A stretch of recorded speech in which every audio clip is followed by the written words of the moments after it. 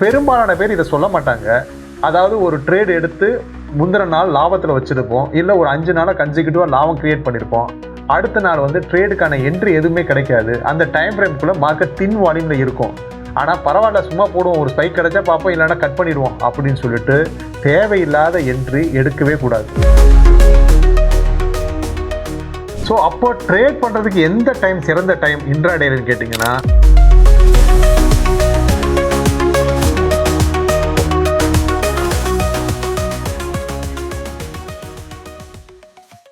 வணக்கம். இன்னைக்கு நம்ம பார்க்க போகிறது இன்ட்ராடேல நம்மளோட ப்ராஃபிட் வருது, ஆனால் வந்து நம்மளோட ரிஸ்க் மேனேஜ்மெண்ட் ப்ராப்பராக இல்லாதனால நம்மளோட லாபத்தை பாதுகாக்க முடியல. அந்த லாபத்தை பாதுகாக்கிறதுக்கும் சிம்பிளாக ரூல் கிரியேட் பண்ணி அந்த ரூலை ஃபாலோ பண்ணி நம்ம அதை கடைபிடிச்சோம்னா இன்ட்ராடேல எப்படி ப்ராஃபிட் பண்ணுறதுக்கான மெத்தடை தான் இப்போ நான் சொல்ல போகிறேன். அதை நீங்கள் செக்லிஸ்டாகவே பயன்படுத்திக்கங்க. இதற்கு முன்னால் நம்ம ட்ரேடிங்கை சிம்பிளிஃபை பண்ணுறதுக்கு பொசிஷன் சைஸிங்கை எப்படி பண்ணணும், ஃபிபனாக்கி டூலை யூஸ் பண்ணி சிம்பிளாக என்னென்ன மெத்தடை பார்த்து நம்ம பை அண்ட் செல் பண்ணணுன்றத வீடியோ போட்டிருக்கோம். அந்த வீடியோவையும் நீங்கள் பார்த்தீங்கன்னா, இந்த ரிஸ்க் மேனேஜ்மெண்ட் வீடியோ, இந்த 3 வீடியோவையும் நீங்கள் பார்த்தீங்கன்னா இன்ட்ராடேல ட்ரேட் பண்ணுறது ரொம்ப எளிதாகிடும். ரிஸ்க் மேனேஜ்மெண்ட்டில் முதல் ரூல் வந்து அலோகேஷன்ஸ். இப்போ 1 லட்ச ரூபா உங்கள்கிட்ட இருக்குது அப்படின்னா நீங்கள் அதில் எவ்வளோ ரிஸ்க் பர்சன்டேஜ் நீங்கள் எடுக்க போகிறீங்க அப்படின்னு. அப்போ ரிஸ்க் பர்சன்டேஜ் வந்து நீங்கள் உங்கள் இஷ்டத்துக்கு எடுக்கலாம் அப்படின்னு பண்ணிங்கன்னா இன்ட்ராடேல லாபம் பண்ண முடியாது. ஸோ மினிமம் மேக்ஸிமம் 2 ரிஸ்க்குமே பர்சன்டேஜ், அதாவது 2-3% சொல்லியிருக்கோம். அது ஹிட் ஆகிட்டானாவே அன்னைக்கு ட்ரேடை க்ளோஸ் பண்ணிடணும். நெக்ஸ்ட் என்ட்ரி எடுக்கவே கூடாது. செகண்ட் ரூல்,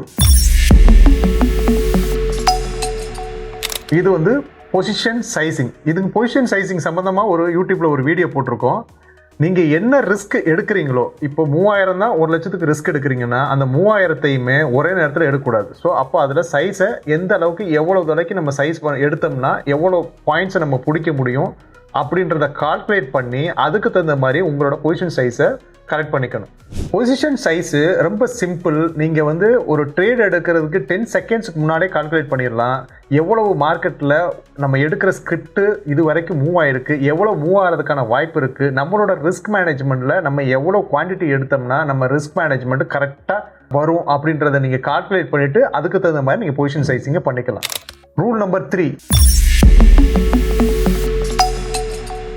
இதுதான் முக்கியமான ரூல். நம்ம என்ன லாபம் சம்பாதிக்கிறோமோ அதை எப்படி ப்ரொடெக்ட் பண்ணுறது. ஸோ இதுக்கு முன்னால் நம்ம என்ன பார்த்துருந்தோம் அப்படின்னா ரிஸ்க் மேனேஜ்மெண்ட் எவ்வளோ ஹேண்டில் பண்ணுறதை பார்த்துருந்தோம். அதே மாதிரி எவ்வளோ லாபம் நம்ம ஒரு நாளைக்கு எடுக்க போகிறோம் அப்படின்றத டிசைட் பண்ணிக்கணும். இப்போ 1-லேருந்து 1.5% இன்ட்ராடேல நம்ம அப்படி தான் எக்ஸ்பெக்ட் பண்ண முடியும். ஸோ அப்படி எக்ஸ்பெக்ட் பண்ணிங்கன்னா அந்த 1% வந்துட்டாலோ 1.5% வந்துட்டாலோ நீங்கள் எக்ஸிட் ஆகிடணும். இப்போ உதாரணத்துக்கு 1 லட்ச ரூபா நீங்கள் ட்ரேடு கேபிட்டலாக வச்சு என்ட்ரி எடுக்கிறீங்க, 1000 ரூபா தான் டேக்கு நீங்கள் எடுக்கணும்னு நினைக்கிறீங்கன்னா 1000 ரூபாயோ 1500 ரூபா வந்துருச்சுன்னா நீங்கள் அன்னைக்கான ட்ரேடை எக்ஸிட் பண்ணிட்டு 2வது ஒரு ட்ரேட் எடுக்கிறதோ 3வது ஒரு ட்ரேட் எடுக்கிறதோ இல்லாமல் மொபைல் ஆஃப் பண்ணிடுங்க, அந்த சார்ட் ஆஃப் பண்ணிவிட்டு அன்னைக்கான மற்ற வேலைகளை நீங்கள் பார்க்க ஆரம்பிக்கலாம். இது முக்கியமான ரூல். இதை கடைப்பிடிக்கிறவங்க நிறைய பேர் லாபத்தில் இருக்காங்க இன்ற வரைக்கும். ரூல் நம்பர் 4, இது எல்லாம் சரி. நம்ம எந்த டைமில் ட்ரேட் எடுக்கணும், எந்தெந்த டைமை அவாய்ட் பண்ணணும், ட்ரேட் எடுக்கிறத விட எந்தெந்த டைமை அவாய்ட் பண்ணணும். நம்ம ஏற்கனவே பலமுறை சொல்லியிருக்கோம், இன்ட்ராடே ட்ரேடில் நம்ம கேபிட்டல் கம்மியாக வச்சு தான் ட்ரேட் பண்ணுறவங்க அதிகமான பேர். ஸோ அதனால் இந்த வாலட்டிலிட்டி மூவ்மெண்ட்டான 920 to 930 ட்ரேடை அவாய்ட் பண்ணுறது ரொம்ப சிறந்தது.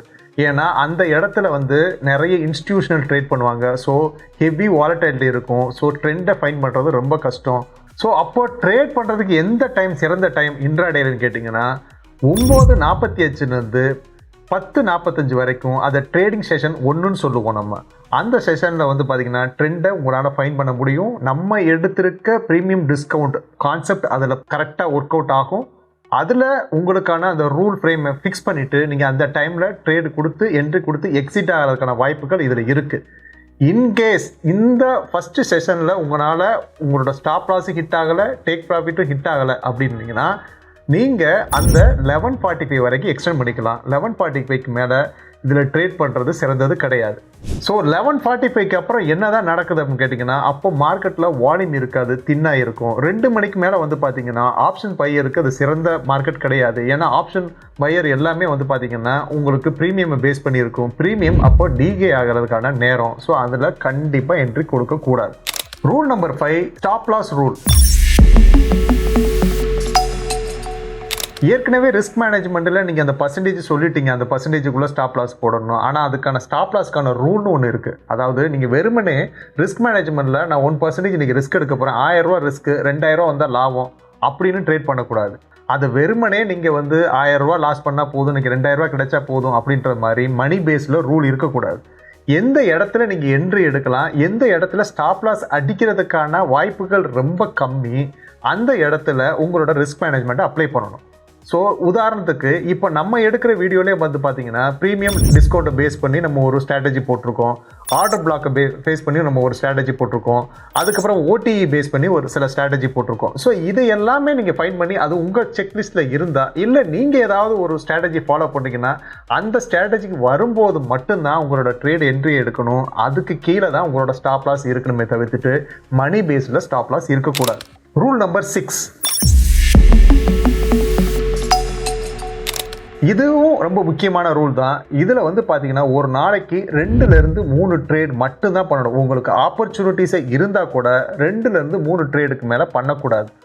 இன்னும் துல்லியமாக சொல்ல போனால் 2 ட்ரேடுக்கு மேலே பண்ணக்கூடாது. முதல் ட்ரேடு இதில் கிடைச்சதுன்னா, நல்ல லாபம் கிடைச்சதுன்னா அதில் புக் பண்ணிடுறதே பெஸ்ட்டு. அப்படி இல்லைன்னா நல்ல கன்ஃபர்மேஷன் கிடைச்சுன்னா 2வது ட்ரேடு போகலாம். 3வது ட்ரேடு எப்போதுமே எடுக்காதீங்க. 2 ட்ரேடு முடிஞ்சதுன்னா அதோட க்ளோஸ் பண்ணிட்டு கிளம்பி போயிடணும். ஏன்னா அது பெரும்பாலும் எமோஷனல் பேஸ்டு இருக்கும். ஸோ அதனால் அதை நீங்கள் அவாய்ட் பண்ணுறது மிக சிறந்தது. ரூல் நம்பர் 7, இது வந்து பார்த்தீங்கன்னா ஆப்ஷன் பையருக்கான ரூல். ஆப்ஷன் பையருக்கான ரூல் கொஞ்சம் வித்தியாசப்படும். அந்த ரூல் என்னன்றதை சொல்கிறேன். Premium decay rule. ப்ரீமியம் டிகேனா ஆஃப்டர் 2 PM அப்புறம் ப்ரீமியம் கண்டிப்பாக குறையும். ஸோ அந்த நேரத்தில் ஆப்ஷன் ஃப்ரெஷ்ஷாக பை போகிறது ரொம்ப ரொம்ப தவறான விஷயம். 2வது ஆப்ஷன் பையர் அவாய்ட் பண்ண வேண்டியது, பெரிய நியூஸ் இருந்தால் ஒரு ஸ்பைக் கிடைக்கும்ன்றதை பார்த்துட்டு பையில் சில பேர் என்ட்ராவாங்க, ப்ரீமியம் கம்மியாக இருக்குன்னு. 10 ரூபா தான் ப்ரீமியம் கிடைக்கிது, கிடைச்சா 100 ரூபா கிடைக்கும் அப்படின்னு 10 தடவை நீங்கள் என்ட்ரி கொடுத்தீங்கன்னா அதில் 100 ரூபா இழக்கிறதுக்கான வாய்ப்பு இருக்குது. ஸோ அதை அவாய்ட் பண்ணுறது மிக சிறந்தது. 3வது இதில் நீங்கள் பார்க்க வேண்டியது, ஐவி ஸ்பைக் இருக்கும் பட்சத்தில் அதில் என்ட்ரி எடுக்கவே எடுக்காதீங்க. ஆப்ஷன் பையை பொறுத்த வரைக்கும் மேக்ஸிமம் ரிஸ்க் அண்ட் ரிவார்டு 1:2 இருக்கணும். அப்படின்னா தான் நம்ம என்ட்ரி கொடுக்கணும். ஸோ அந்த என்ட்ரி ரூலுமே ஓப்பன் இன்ட்ரெஸ்ட்டு அண்ட் ஓடிஏ பேஸ் பண்ணி நம்ம ஒரு வீடியோ போட்டிருக்கோம். அதை நீங்கள் பார்த்து பண்ணால் கூட உங்களுக்கு சிறந்ததாக இருக்கும். ஸோ ஆப்ஷன் பையர் எடுக்கிறது எப்போதுமே 1:2 இருக்கணும். இதுக்கு முன்னால் ரிஸ்க் மேனேஜ்மெண்ட் சொல்லையில் 2000 ரூபா ரிஸ்க்கு 1500 ரூபா கிடைச்சா கூட வந்துருங்க அப்படின்னு சொல்லியிருக்கோம். இதில் கொஞ்சம் டிஃபர் ஆகும், இதையும் நோட் பண்ணிக்கணும். ரூல் நம்பர் 8, இது வந்து பார்த்தீங்கன்னா எமோஷனல் ரூல். மேக்ஸிமம் மார்க்கெட்டில் லூஸ் பண்ணுறது நான் பல வீடியோக்களில் சொல்லியிருக்கேன், எமோஷனலால தான்.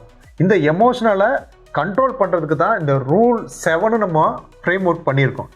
அப்படி இருந்தும் வேறு எதெல்லாம் பண்ணக்கூடாது அப்படின்றத நான் இப்போ சொல்கிறேன். ப்ராஃபிட் ஹிட் ஆனவுடனே எக்ஸைட்மெண்ட்டில் இன்னொரு ட்ரேட் எடுத்துக்கலாம், நம்ம தான் லாபம் பண்ணி வச்சுருக்கோமே, அந்த ட்ரேடை இன்னொரு ட்ரேட் எடுத்தோம்னா நஷ்டம் வந்தால் கூட பார்த்துக்கலாம் அப்படின்னு ட்ரேடு ஒருபோதும் எடுக்கக்கூடாது. 2வது, பெரும்பாலான பேர் பண்ணுறது, ஸ்டாப் லாஸ் ஹிட் ஆனவுடனே ஃப்ரஸ்ட்ரேஷனில் திருப்பி ஒரு ட்ரேட் எடுத்து அதை பாதியாவது நம்ம கேட்ச் பண்ணிடலாம் அப்படின்னு அந்த ட்ரேடு ஒருபோதும் பண்ணக்கூடாது. இந்த எமோஷனலே முக்கியமாக கவனிக்க வேண்டியது, பெரும்பாலான பேர் இதை சொல்ல மாட்டாங்க. அதாவது ஒரு ட்ரேட் எடுத்து முந்தின நாள் லாபத்தில் வச்சுருப்போம், இல்லை ஒரு 5 நாளாக கன்சிக்யூட்டிவாக லாபம் க்ரியேட் பண்ணியிருப்போம். அடுத்த நாள் வந்து ட்ரேடுக்கான என்ட்ரி எதுவுமே கிடைக்காது. அந்த டைம் ஃப்ரேம்குள்ளே மார்க்கெட் தின் வால்யூமில் இருக்கும். ஆனால் பரவாயில்ல, சும்மா போடுவோம், ஒரு ஸ்பைக் கிடைச்சா பார்ப்போம், இல்லைனா கட் பண்ணிடுவோம் அப்படின்னு சொல்லிட்டு தேவையில்லாத என்ட்ரி எடுக்கவே கூடாது. போராக இருக்குது, நான் போடுறேன், எனக்கு லாபம் இருக்குது, சும்மா என்ட்ரி கொடுக்குறேன், நஷ்டம் ஆனாலும் பரவாயில்ல அப்படி எடுத்தீங்கன்னா அதுதான் உங்களை கேபிட்டலை இழக்கிறதுக்கு முதல் காரணமாக இருக்கும். நான் இப்போ சொன்ன எல்லாத்தையுமே ஒரு செக்லிஸ்ட்டாக உங்களுக்கு ரெடி பண்ணி டிஸ்கிரிப்ஷனில் கொடுக்குறேன். இந்த செக்லிஸ்ட்டை சேவ் பண்ணி வச்சுங்க, இதை தினமும் யூஸ் பண்ணுங்கள். நெக்ஸ்ட் ஒரு நல்லது ஒரு டாபிக் வீடியோவில் நம்ம பார்க்கலாம். நன்றி, வணக்கம்.